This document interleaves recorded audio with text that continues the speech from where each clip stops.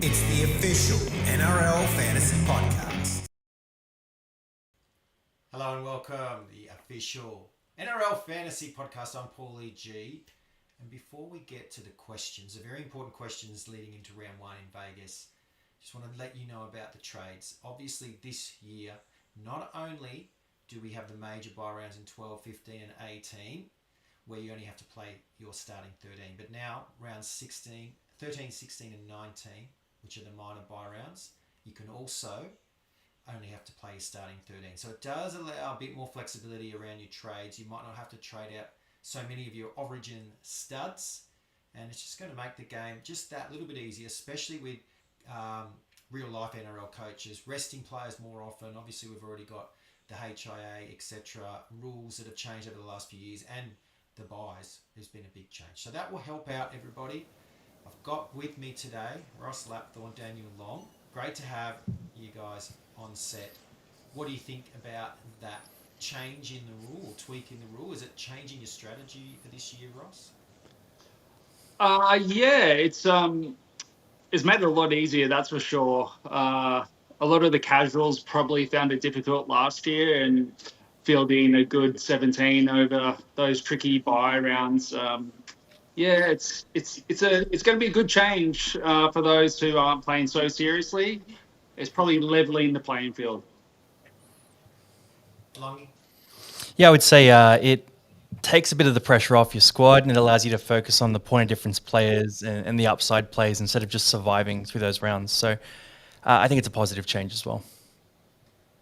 All right, let's get into the questions. Of course, if you're listening on the podcast, we come live. We go live every Thursday, 6:30 on YouTube. So get your questions in. Tim Blake has done that. He's tossing up between Horsburgh and Gilbert. Which would you guys go, Ross? That's a tough one.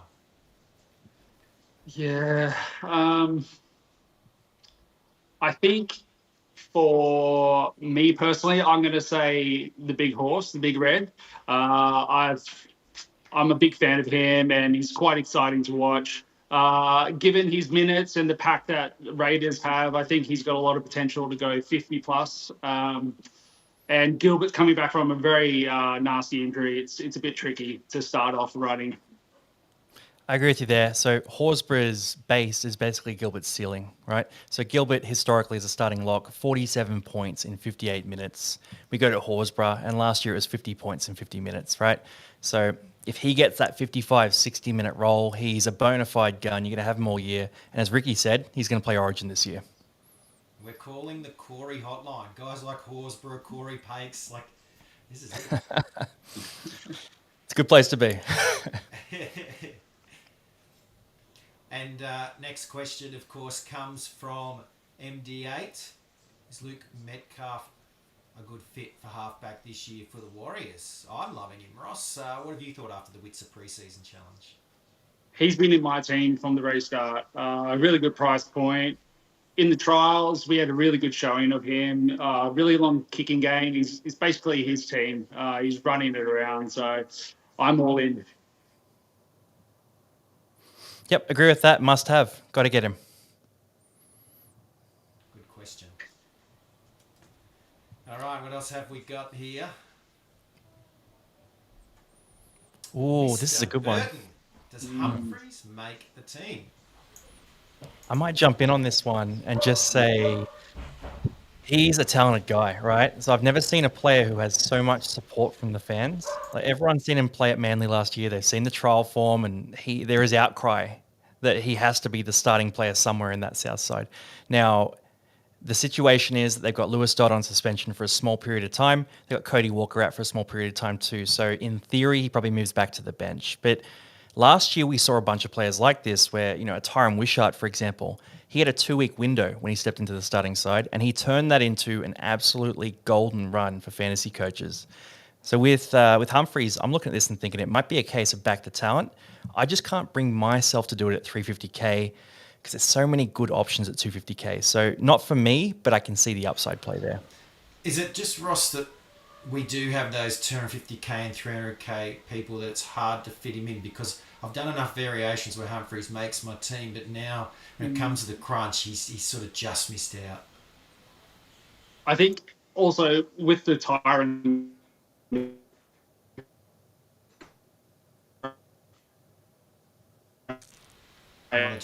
have just lost Ross there. It's okay. I think he's trying to bring up the Tyron Wishart. I guess with Wishart, Longy, the problem was originally Jerome Hughes was out, so people didn't necessarily jump on because they said, "Oh, Hughes will be back soon." But right when Hughes came back was when Munster got injured, so he just flipped into the 5/8 role and did the same thing. Yeah, and look, they probably took their time a bit more with Cam Munster as well, as a result of Wishart being in such exceptional form. So I'm looking at that, and I think Humphreys, even if he does go back to the bench, he's built like a mountain. Like the guy can step in and play a bit of lock, he can play a bit of hooker. I think he'll find a role somewhere. It's just that price point is awkward because when I was looking at Humphreys and then Jack Cole emerged, and you had to get Jack Cole, right? So I just couldn't fit another half into my team. And that 100K is the difference between, say, Kobe Hetherington versus Corey Horsburgh. So you've got to make that move when you can. Very, very good advice, Longy. All right. Hope that helped Mr. Burton, and I hope that arm is perfectly all right as well. Shima Posse. Does AJ Brimson get DPP if named at 6 in round 2? He will not. Unfortunately, the rules are round 1 is when the adjustments are made, and then round 6. So, look, I think it's still worth it, Longy, if you like AJ and you're keen on him, because you only have to play 3 games there to get dual position in round 6. I would say the half dual position is one of the least valuable things in fantasy right now. We all have 6 halves in our team. So I wouldn't let that dissuade you from getting him. Historically, his average is sort of up in that high 40s area. But if you believe the Titans will be better this year on the back of a much improved forward pack, then Brimson's a great shout because he's splitting kick meters with Campbell. I like him a lot. All right. I hope that helps. More questions coming in. Dom Griffin, who to pair with John Bateman for my second gun edge? I can afford anyone, but I'm leaning towards Dylan Lucas. Good lean. Yeah, I like Lucas. He was exceptional in that trial game. So the thing about Lucas is you average about 38 tackles, 110 meters a game. That's 50 points in base. And you throw in the fact that he's one of the best line runners in the game. Very exciting option. Another one I'll throw out there, and I'm just all over this guy for this preseason, is Angus Crichton. I think the Roosters, they'll go through a bit of a struggle to start the year, a bit of a redefinition period of their identity with a lot of players gone. So what I'm expecting is a lot of Gus Crichton trying to do it by himself, trying to carry the team, a lot of offloads, a lot of tackle breaks, and a lot of those crab ones we like to see. Ross, have you got any other edges besides Bateman, Lucas and Crichton? I'm going a little bit pottish in the edge position. I'm jumping on Ola from the start. I'm all in on Manly's run to start the year, and yeah, I know he's priced quite high, but his ceiling's huge. So I'm a little bit of a pod player with a few positions, and that's my pod for the year. Ola. I'm also podding up in the edge and going Jacob Preston. He showed enough for me, and he's got a nice draw as well to start the year, much like Ola Kawada, who I picked up in draft today, by the way, in one of my drafts. So I'm pretty keen on that take, Ross. It suits me. NRL Fantasy Cast. Would you prefer to invest heavily in the centres or go cheap, allocate more funds to other positions? Ross, what do you think? I know we have this discussion every year, and we say we're not going to burn all these trades on the centre position. It happens every year. I feel like wing fullback's a difficult position this year rather than the centres. So there are a few options out there that are basement prices. Whether you want to risk it is another question entirely. I've got Lucas and Bird in at the moment. So there's like $1 million in cap right there. So I'm not one to say go cheap, but what about you guys? Yeah, I mean, what do you think, Longy? It's a tough one. Yeah, I had a cheap centre pairing for a long time this preseason. And then I saw that form from Dylan Lucas, and I thought, you know what? I'd buy that guy in the second row, even if he wasn't centre eligible. So that was my sign to go, all right, I should probably just get him. And it's not the fact that he's a centre, it's more he's just value. So he's averaged 55 in the past in the back row, priced at 50. He's set for a big year. I think you can invest in Lucas, but the other options there are a bit dicier. So, a Herbie Farmworth, you're paying for a 55-point average. There's some guys like Garrick, Bradman Best who have big upside, but also can have a quiet game. Overall, though, I think you're probably leaning towards going cheaper unless you get one of those back rowers. Lucas and Garrick, you can play in other positions and always move them there later. But you mentioned Bradman Best, Longy, that's who I'm going to go with. I think his draw is very enticing, and pairing him with Lucas, they'll be playing next to each other. Hopefully will be the ticket to some big scores. Callum Green asks Moale, Ponga or Garrick and KPP. Settle the debate, please. Oh, KPP, not many people have talked about him, Ross, so far. Yeah, that is such a tricky one. I'm looking at Ponga and I'm seeing huge ceiling. That's so tough. I'm probably going to say Moale and Ponga, not because of Moale, just because of Ponga. I might chime in on KPP as well and just say I've talked to a few Knights fans who are diehards, and they're very happy about him moving to the right side. So apparently that's where he played overseas and he was really damaging there. Apparently he looked better there last year when he was on the right side instead of the left as well. You give him another year in the league too. Like, he's come across, he's a young guy joining the Australian League for the first time. I like the idea of backing a back rower to have that development year and take another step. So a guy like KPP, I think Sean Blaw's in this camp as well. These guys can potentially return big points for less money, basically. So I'm going to shout out KPP, but Ponga, you can't go past Ponga. KPP, ironically enough, was my other edge in draft with Olakuatu. So go KPP. You've got a good team, mate. I'm pretty happy with it. I got your man Jaden Campbell as well. Don't forget, get your questions in. If you're listening on this podcast, you can join us live. YouTube, Thursday night on the NRL channel from 6:30 to 7. Then we go into the games. No game today, so we'll just keep going with your questions. Hunt for Dally M asks thoughts on Wilton. Longy. He's an exciting option. So second year back from a major injury. Had a bit of a disjointed year last year. We look at this Cronulla side. Everyone's tipping them to do better this year. Lots of opportunity for attacking stats. I've taken Wilton in a couple of draft leagues, but the price point for fantasy is a bit tricky. I'm not thinking he's enough value to start with in your classic team, but at the same time, I can totally see him coming out round one, scoring a try and returning a big score for you. He needs a try probably to be relevant. Do you think Ross and Cronulla just seem across the park very even? Yeah, it's a pretty good team. I'm actually a bigger fan of his edge partner, Nikora. Yeah. Last year, he was phenomenal, like easily their best player. So I'm waiting to see how he starts, and hopefully he drops a bit of cash and pick up over Orange Imperial. He's a guy that does rely on attacking stats, so he will have periods of year where he goes extra big and also a little bit smaller. So if you time your run and you pick him up after a couple of games where Cronulla haven't gone full attack mode, could be worth your while like it was last year. Keep the questions coming. Just not for round one. That's what I'd say there. He's pretty expensive right now. You don't want to have too many Vegas players, right? And we're already keen on quite a few Raiders. You know, a lot of people are going Cleary and Yo. I think that's where I'm heading at the moment. So and Metcalf, I think, is a must-own. So makes it hard when you've got these 50-50 guys like Wilton. You're probably thinking, just pause. Like, we don't know what's going to happen with the team this next week. You don't want to put too many eggs in your Vegas basket, I think. Yeah, well, how many is too many, Paulie? I think 6 is the magic number. Yeah. Okay. What do you guys think? Well, we've got to factor in Cleary's a must. Metcalf's a bit of a must. Jack Cole's a bit of a must. I'm liking Tamale a lot. I think he's just going to make that spot his own and get it done. Like, his reserve grade stats were crazy. Then you've got Horsburgh, Hosking, and then, you know, there's these niche guys we're talking about. Starling as well, and there's a Tamale as well. I don't know. There's so many options. There's a lot of Raiders. It's hard to have them all. Ashton Corcoran, thoughts on Alex Seyfarth? Is he one of the best mids around his price? He should get dual position as well, Ross. Yeah, Big Red. Another Big Red I'm a massive fan of. He's one of the first picks. As soon as I knew he was on the edge, he's going to get DPP. I'm all in.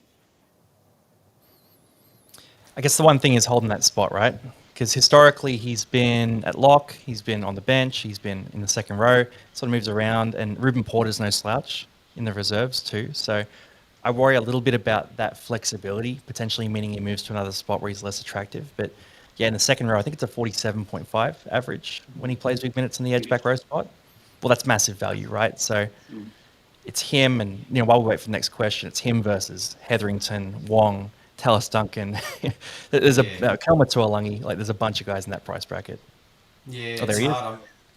Tallis Duncan and by us, Matt. But Longy, I was a bit underwhelmed from that game out at Mudgee, the Charity Shield.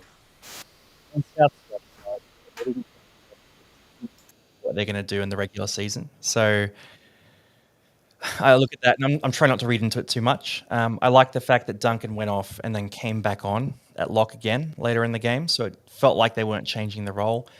But even if he isn't the starting lock and they go elsewhere, so there's talk of a few different players, Hubner, Fletcher, potentially stepping into that role, it would mean that Duncan would move to the edge. And if he moves to the edge, then fantasy-wise, it's probably almost an upgrade. So I'm feeling pretty comfortable sitting Duncan in my side right now, but team list will tell us everything, basically, with this guy. If he is a starter... Ross, is he one that just has to go through to the keeper?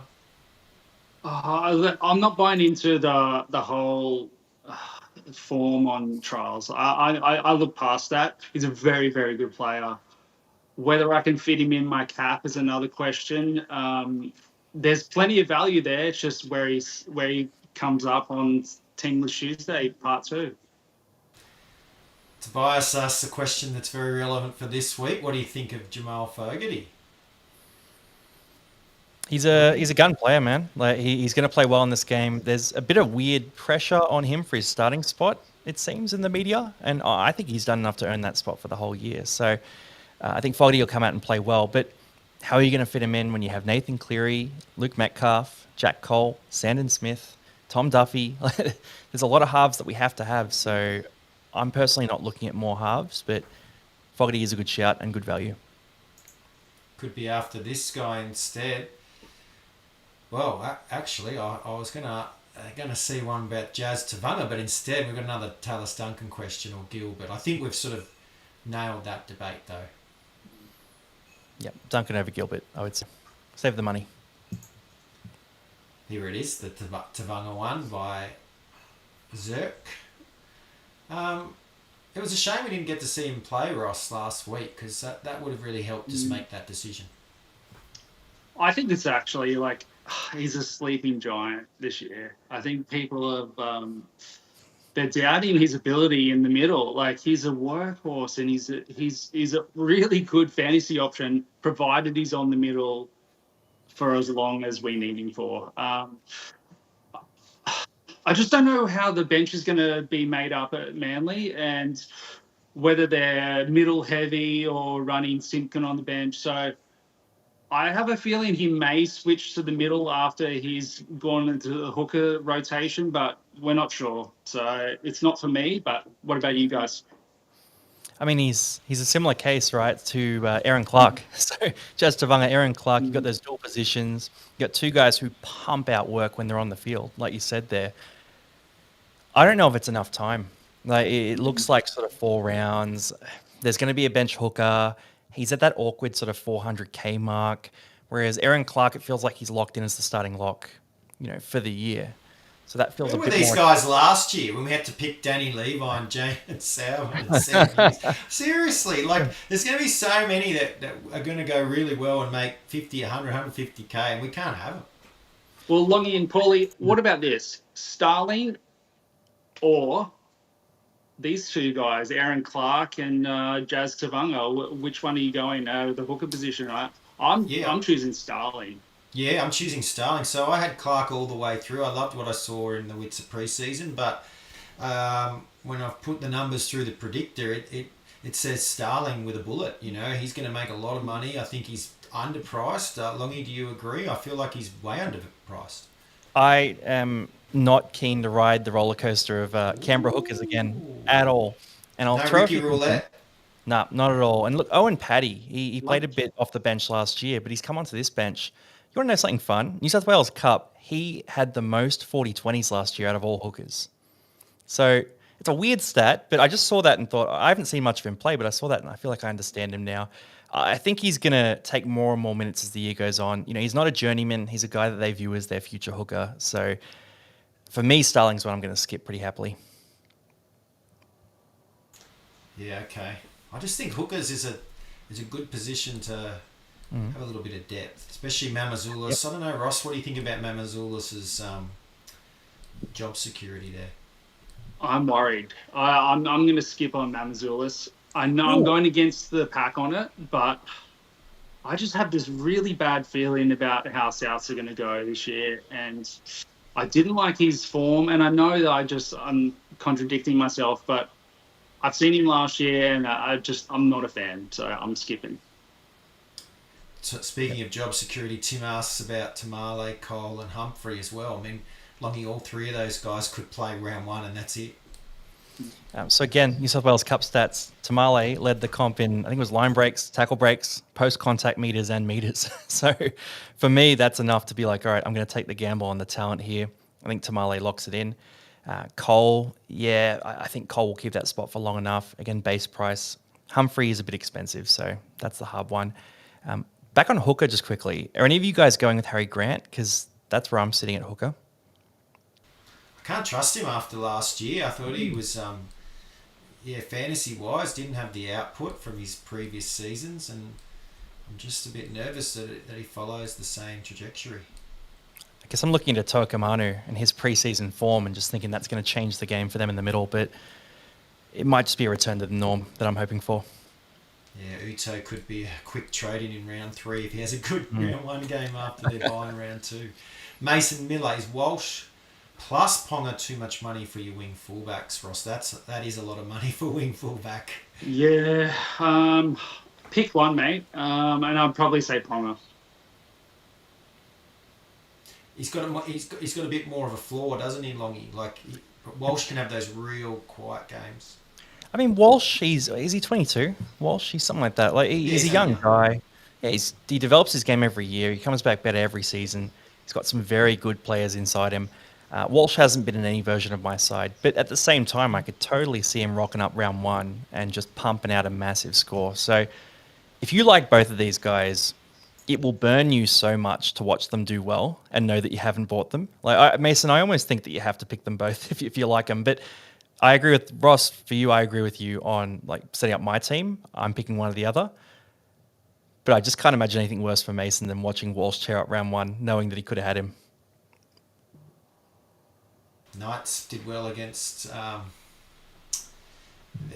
Roosters team as well last weekend. So that's who the Broncos have first up. Chad Stacey wants to know what we think of Drinkwater. Well, we love him as a player, Ross, but fantasy-wise, I think his money is a bit exorbitant right now.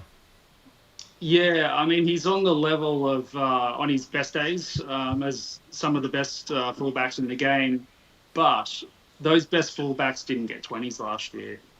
He did. So in a really red-hot Cowboys team, he fires. If they're not going so well, the scores don't line up. Agree. Great player. He'll be cheap at some point as well. Every year he gets to 500k at some point. Wait for that. Always. And we don't know who will goal kick either, because Duffy, he's quite a good goal kicker. So another string to his bow if you're picking him up at basement price. Yeah, it's probably Duffy. Duffy's a much better goal kicker out of the two. The only reason they wouldn't do it is if they've wanted to keep the pressure off the rookie, but I reckon they're going to give it to Duffy. He looked cool, calm, collected in that trial game. I think that'll continue. A couple more questions to go before we finish up. Theosaga Sue, hey guys, what do you think of Jack Cole? I feel like we've talked about him a little bit already, and I think we're saying probably yes, just job security, Ross. Yeah, I think Longy's hit the nail on the head. He's got it for a few weeks at the very least. And when he's there, I think he's got a base of about 40. He's a good worker, does a lot of defense, so his floor is pretty good. Agree. 250k, Penrith player. You can't say no to it. And Hunt for Dally M, should I go from Campbell to Kinney to make space for Gus? Well, there you go, Longy's liking the idea of getting in Angus Crichton. Hunt for Dally M's a name I recognise, so I reckon we've chatted before. Yeah, look, Campbell, Keeney, they're both exciting options. I feel like Campbell is the safer option of the two. He's got those kick meters added in, probably about 250 a game. He's got the goal kicking there as well, a nice base of run meters and a bit of defense in the front line. Keeney is interesting. He had that stretch last year where he pumped out like back-to-back 80-plus scores, was absolutely killing it, but he has to do a lot more to earn his points. So I'm a fan of Campbell. I think you want to make space for Gus in another way, because I think he's worth having, but I would try to keep Jaden Campbell. I think he's going to be the biggest pod this year that really pops off. Sounds good. One more question to finish us up. And remember, if you're listening on the podcast, you can come every Thursday, 6:30 to our NRL YouTube page and ask us a question. Just like Adrian Powell has. He's asking Kelma Tuolangi or Kulakefu Finafuiaki. That's a great question to finish off, Ross. Which way would you head out of those two players who both have done well in preseason? I would say that's the burning question. Both of these guys have been in my team in the preseason. Both are currently not in the team at the moment. I'm going to say Tuolangi. And it's just a roll of the dice. They're both very, very similar. Very similar. Longy, apparently Tuolangi's moving to the right. Okay. Yeah, Tuolangi looks more set to start. Finafuiaki, they played Plath on the edge last week. We know Lemuelu's a good player. I wouldn't be shocked if we saw Finafuiaki on the bench round one, coming on for Plath after 20 minutes. Yeah. He needs the 80 minutes, basically, with his PPM. So I would skip Finafuiaki, and Tuolangi has the upside, but I would probably skip him too and go for a Tallis Duncan or, go for one of these other players we've talked about, Alex Seyfarth, one of these guys who's a bit more solid in their scoring and probably has better job security. And looking at the halfback quality between the two teams, I'm choosing the Eels. Yeah, as a Dolphins fan, I'm choosing the Eels. Yeah, fair enough. And we've had a few questions about Jack Koszewski, but I'm hearing he might not be right for round one, so that makes it tough. Does that mean Pia Krua is a contender to buy again? Because I think he's going to, at some point, it'll click for him. He's a gun player. It'll happen, and he'll pump out like a 45 average one season, and everyone will just have completely missed it. Be the Cardi Party 2.0. Could happen. I mean, next to Ben Hunt as well, it'd be a good place. Yeah, true. All right, Ross, Longy, thank you so much. A brilliant show as always, and you can catch us every Thursday from 6:30 live on YouTube or on the official NRL Fantasy Podcast. We'll be back with Luke, and I believe Eric's making the trip down from Newcastle next Tuesday as well for our Teamless Tuesday podcast. So stay tuned to that. I think we had some questions about that as well, wondering where Luke is, but he's our Tuesday man, so we will hear and see from him then on wherever you find your podcasts, and of course on the NRL YouTube page. So much fantasy happening. Get to a Clubs New South Wales venue if you're in New South Wales, because there's all these watch parties for Vegas. I thoroughly recommend doing that. It's going to be a great time. Ross, can you wait for Vegas? I mean, this is going to be unreal. Vegas, baby. I'm so excited. Footy's back. What a time to be alive. What a time to be alive, Longy. Thank you so much, and enjoy our first games of season 2025. It's the official NRL Fantasy Podcast.